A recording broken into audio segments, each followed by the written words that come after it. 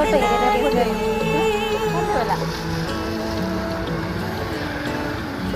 कसले पठाउनु भयो अरे त ह्याप्पी बर्थडे टु यु अब पठाउनु हुनेलाई के भन्नुहुन्छ त